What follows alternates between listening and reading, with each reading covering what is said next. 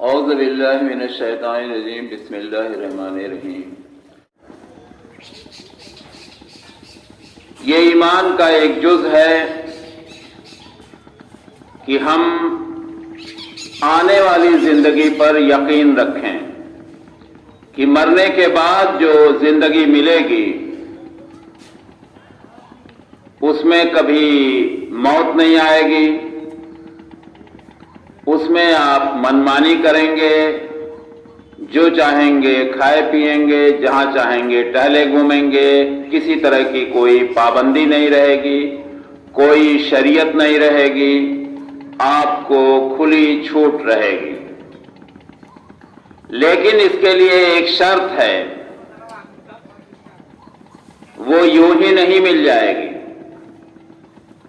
اگر آخرت میں آپ اپنی منمانی زندگی گزارنا چاہتے ہیں، اپنی ہر خواہشوں کو پورا کرنا چاہتے ہیں، ہر پابندیوں سے آزاد رہنا چاہتے ہیں، ہر عذاب تکلیف سے چھٹکارا پانا چاہتے ہیں، ہر نعمتوں کی خواہش رکھتے ہیں، تو آپ کو ایک کام کرنا ہوگا۔ وہ کام یہ ہے کہ یہاں جو زندگی آپ کو ملی ہے وہ اللہ کے بتائے ہوئے طریقے پر گزارنی پڑے گی۔ پھر وہاں جو آپ کو زندگی ملے گی وہ آپ اپنے حساب سے بتا سکتے ہیں۔ لیکن یہ جان رکھیے کہ یہاں اگر آپ نے اپنی منمانی کی، اپنے خواہشوں کی پیروی کی، اپنے حساب سے زندگی بتایا، تو یقیناً وہاں ہمارے آپ کے حصے میں خسارہ رہے گا۔ یہ صاف ہے کہ اگر آخرت میں آپ پناہ چاہتے ہیں، آخرت میں آپ اپنی منمانی زندگی چاہتے ہیں، آپ چاہتے ہیں کہ آخرت میں ہماری ساری خواہشیں پوری ہو، جو دوسری زندگی ملے گی دائمی، جس میں کبھی موت نہیں آئے گی، جو زندگی کبھی ختم نہیں ہوگی، تو آپ کو اس کے لیے کڑی محنت کرنی پڑے گی یہاں، کہ آپ کو جو راستہ بتایا ہے قرآن نے، جو راستہ بتایا، جو طریقہ بتایا ہے نبی صلی اللہ علیہ وسلم نے، اسی دائرے میں رہ کر اپنی زندگی بتانی پڑے گی۔ تب جا کر آخرت میں ہمیں انشاءاللہ تعالی وہ موقع فراہم ہوگا کہ ہم اپنے حساب سے زندگی جئیں گے اور دوزخ کے عذاب سے محفوظ رہیں گے۔ لیکن اگر یہاں ہم نے اپنی منمانی کی،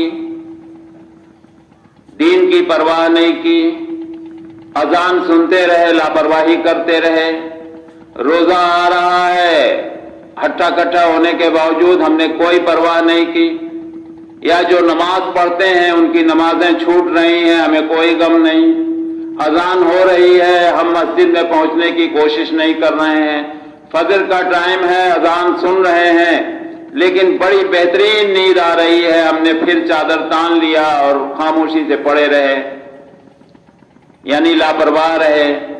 ایسے حالت میں ہماری سخت پکڑ ہونے والی ہے،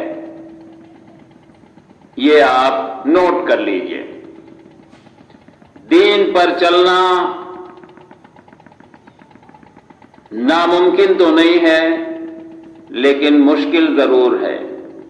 ہاں یہ ہے کہ جب آپ چلنا شروع کر دیں گے تو آپ کو غیبی مدد ملنی شروع ہو جائے گی اور آپ کے لیے چلنا بھی بہت آسان ہو جائے گا۔ لیکن جب آپ چلنا شروع کریں گے تو آپ کی رکاوٹ کے لیے شیطان ہر قدم پر آپ کو، آپ کے راستے کو روکے گا، رکاوٹ بن کے کھڑا ہوگا۔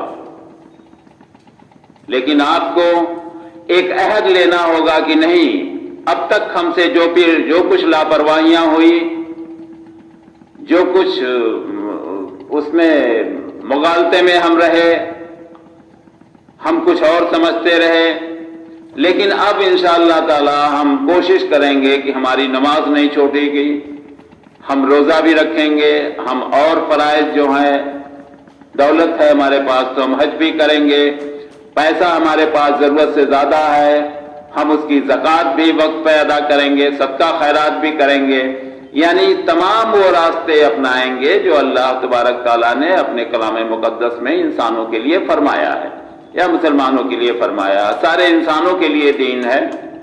دین اس کا ہے جو اس پر عمل کرے. صرف مسلمان کے وہاں پیدا ہو جانے سے اگر کوئی مسلمان یہ سوچ رہا ہے کہ ہم کامیاب ہو جائیں گے تو یہ اس کی خام خیالی ہے. اس مغالطے میں مت رہیے گا کہ ہم کلمہ پڑھ لیے ہیں اور ہمارے ہی لیے جنت ہے، بقیہ کو دوزخ میں ڈال دیا جائے گا. جی نہیں. پوری قرآن بار بار آپ کو دعوت دے رہی ہے، بار بار آپ کو نیوتا دے رہی ہے، بار بار آپ کو آگاہ کر رہی ہے کہ سنبھل جائیے، سنبھل جائیے. بہت کم لوگ ہیں جو یقین رکھتے ہیں، بہت کم لوگ ہیں جو ایمان پر ہیں، بہت کم لوگ ہیں جن کا راستہ درست ہے. یہ کس کو کہا جا رہا؟ باتیں سننے میں ضرور آپ کو کڑوی لگیں گی، لیکن حقیقت ہمیشہ کڑوی ہوتی. ہم اپنے آپ کو سدھاریں گے نہیں تو صرف مسلمان نام ہونے سے ہمارے رجسٹر میں کوئی پوائنٹ درج نہیں ہو جائے گا. ہمیں اس کے لیے سرے دست کوشش کرنی پڑے گی. اور دنیا میں کس طرح سے کوشش کرنی ہے، اللہ کے نبی صلی اللہ علیہ وسلم نے خود بھی اور آپ کے ساتھیوں نے، جن کو آپ صحابہ کرام کہتے ہیں، آپ لوگوں نے کر کے دکھایا ہے. کوئی چیز ایسی نہیں ہے جس کا ہمارے پاس نمونہ نہیں ہے.